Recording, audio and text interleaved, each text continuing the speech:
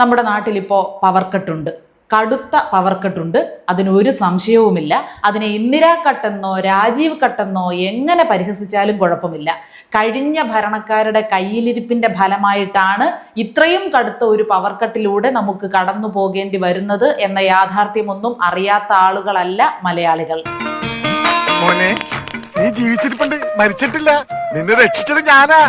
ആ യാഥാർത്ഥ്യം അങ്ങനെ പകൽ പോലെ നിലനിൽക്കുമ്പോൾ തന്നെ ആനപ്പുറത്തിരുന്നതിന്റെ തഴമ്പ് മാറാത്ത പഴയ രായാവ് ഇന്നലെ ഒരു പ്രസ്താവന നടത്തുന്നത് കണ്ടു. കഴിഞ്ഞ ദിവസം രാത്രി 1.25 മണിക്കൂർ വൈദ്യുതി ഇല്ലാതെ കഴിയേണ്ടി വന്നവനാണ് ഞാൻ.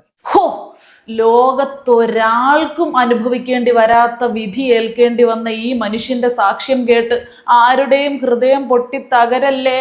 നീ വിഷമിക്കാണ്ടിരി, എനിക്കെന്ത് വിഷമം? എനിക്കൊരു വിഷമമില്ല. മോൾക്ക് പുതിയ കമ്പനി തുടങ്ങാൻ സ്വന്തം പെൻഷനിൽ നിന്ന് കോടികൾ എടുത്ത് വീശിയ ഭാര്യ കൂടെ ഉണ്ടായിട്ട് ഒരു ഇൻവെർട്ടർ ഇതുവരെ വാങ്ങിക്കാൻ തരപ്പെട്ടില്ലേ പഴയ രായാവേ? മനുഷ്യന്മാരെ കൊണ്ട് പറയിപ്പിക്കുന്നേ.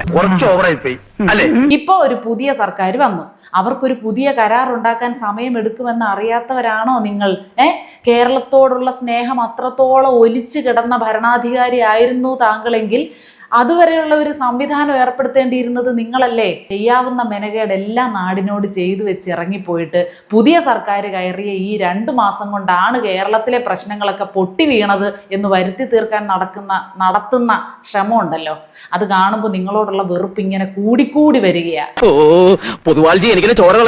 ക്ലിഫ് ഹൗസിലെ പശുവിന് പാട്ട് കേൾക്കാൻ മ്യൂസിക് സിസ്റ്റവും തണുപ്പിക്കാൻ തൊഴുത്തിൽ AC-യും ഏർപ്പാട് ചെയ്ത് നീന്താത്ത നീന്തൽ കുളത്തിൽ ലക്ഷങ്ങൾ കൊണ്ട് മുക്കി സ്റ്റെപ്പ് കയറാൻ മേലാഞ്ഞിട്ട് ബസ്സിൽ മാത്രമല്ല വീട്ടിലും ലിഫ്റ്റ് വെച്ച് പ്രതിപക്ഷ നേതാവായപ്പോൾ താമസിക്കാൻ ലക്ഷങ്ങൾ മുടക്കി ആഡംബര വാടക വീടെടുത്ത് എന്നിട്ട് ഒരു ഇൻവെർട്ടർ, ഒരു സോളാർ സിസ്റ്റം, ഒരു എമർജൻസി ലൈറ്റ് പോലും സ്വന്തമായിട്ട് സമ്പാദിച്ചില്ല എന്ന് പറഞ്ഞാൽ ഞങ്ങൾ എല്ലാവരും അത് വിശ്വസിച്ചു കേട്ടോ. എല്ലാവരുടെ മുമ്പിലും ഞാൻ നാണം കെട്ടു, എല്ലാം ഞാൻ സഹിക്കാം. പക്ഷെ കള്ളം പറഞ്ഞ് നീ എന്നെ ചതിച്ചത് അത്